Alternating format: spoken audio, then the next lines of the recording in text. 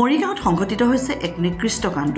লাহৰীঘাট সমষ্টিৰ কংগ্ৰেছৰ প্ৰাৰ্থিত্ব প্ৰত্যাশী ডাক্তৰ ফৰিদুল হুছেইনৰ বেনাৰ পোষ্টাৰ নিশা ফালি দিয়ে দুৰ্বৃত্তই। মৰিগাঁৱত আজি কংগ্ৰেছৰ সভাপতি গৌৰৱ গগৈৰ উপস্থিতিত অনুষ্ঠিত হ'ব বৃহৎ যোগদান কাৰ্যসূচী।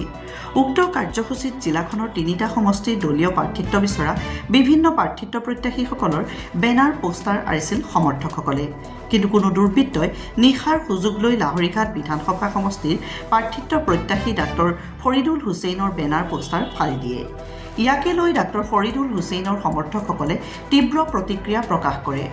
উল্লেখ্য যে আগন্তুক বিধানসভা নিৰ্বাচনত লাহৰীঘাট সমষ্টিৰ পৰা ৮০% ভোটাৰ ৰাইজে কংগ্ৰেছৰ পৰা বিচাৰিছে বিশিষ্ট চিকিৎসক ডাক্তৰ ফৰিদুল হুছেইনক। ডাক্তৰ ফৰিদুল হুছেইনৰ জনপ্ৰিয়তা দেখি একাংশৰ নিদ্ৰা হৰণ হোৱা পৰিলক্ষিত হৈছে। ডাক্তৰ ফৰিদুল হুছেইনৰ জনপ্ৰিয়তা দিনক দিনে বৃদ্ধি পোৱাত শংকিত হৈ দুৰ্বৃত্তই এনে নিৰজ্য কাৰ্য কৰা বুলি উল্লেখ কৰে ডাক্তৰ হুছেইনৰ সমৰ্থকসকলে।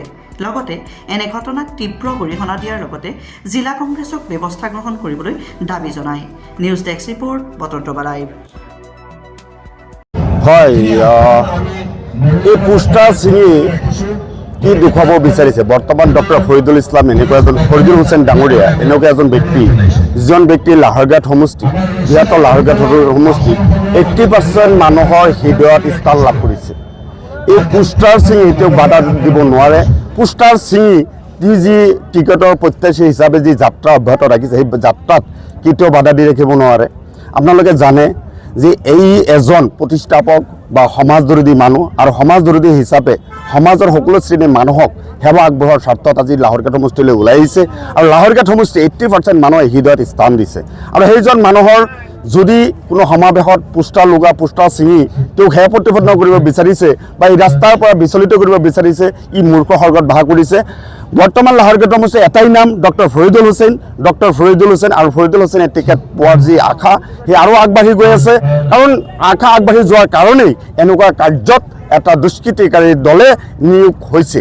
মই আশা কৰিছোঁ এনেকুৱা কাম কৰি কেতিয়াও ৰখাব নোৱাৰে। আৰু এটা দুখৰ বিষয়, অকল ডক্টৰ ফৰিদুল হুছেইনৰ পোষ্টাৰ ছিঙা নাই।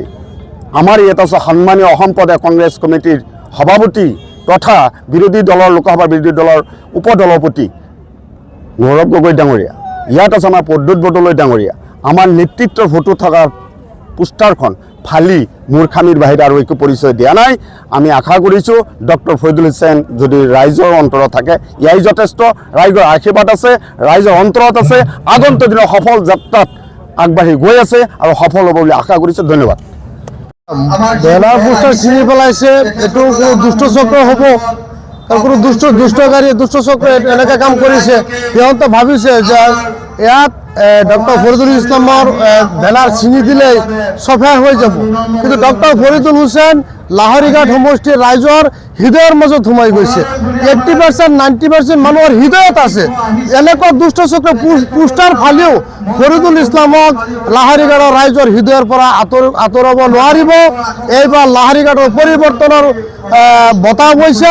লাহৰীঘাট সমষ্টিৰ 80% মানুহে ফৰিদুল হুছেইনক বিচাৰি আছে আৰু ফৰিদুল হুছেইন লাহৰীঘাট বাহিৰ হৃদয়ৰ মাজত সোমাই গৈছে। যিজনে এই পোষ্টাৰ ফালি দিছে তেখেত আমাৰ কংগ্ৰেছৰ মানুহ নহয়। কোনে ছিঙিছে আমি নাজানো, কিন্তু সকলোৱে গম পাইছে, লাহৰীঘাট বাহিৰ ৰাইজে গম পাইছে, আমাৰ ডিষ্ট্ৰিক্ট কমিটি গম পাইছে এই কামটো কোনে কৰিছে। কাৰণ এনেকুৱা তৰল কৰ্ম কৰি যে গণতান্ত্ৰিক প্ৰক্ৰিয়াত মানুহে, কাৰণ গণতন্ত্ৰ দেশত অসমত কংগ্ৰেছ দলৰ প্ৰাৰ্থিত্ব বিচৰাটো কোনো অপৰাধ নহয়। প্ৰত্যেকৰে অধিকাৰ আছে। আমাৰ দলেও অধিকাৰ দিছে যে যোনে উপযুক্ত মানুহ দলৰ হৈ প্ৰাৰ্থী বিচৰাটো কোনো অপৰাধ নহয়। সেই বুলি কোনোবাই দলবল বাহুবল খটুৱাই মানুহক কণ্ঠৰোধ কৰিবৰ কাৰণে চেষ্টা কৰিব, নিজৰ অকৰ্মণ্যতা ঢাকিবৰ কাৰণে উপযুক্ত মানুহ ওলাই অহাত তেখেতসকলে যিটো বাধা আৰোপ কৰিছে, আমি লাহৰীঘাটবাসী তীব্ৰ ভাষাৰে গৰিহণা দিছোঁ আৰু এইটো কাৰ্যত আমি ধিক্কাৰ জনাইছোঁ। আৰু ইয়াৰ প্ৰতি উত্তৰ আমি অহা 26 চনৰ বিধানসভা নিৰ্বাচনত লাহৰীঘাটবাসী উপযুক্ত জবাব দিম বুলি আমি আজিৰ পৰা আৰু দাবীকৈ প্ৰতিজ্ঞাবদ্ধ হৈছোঁ।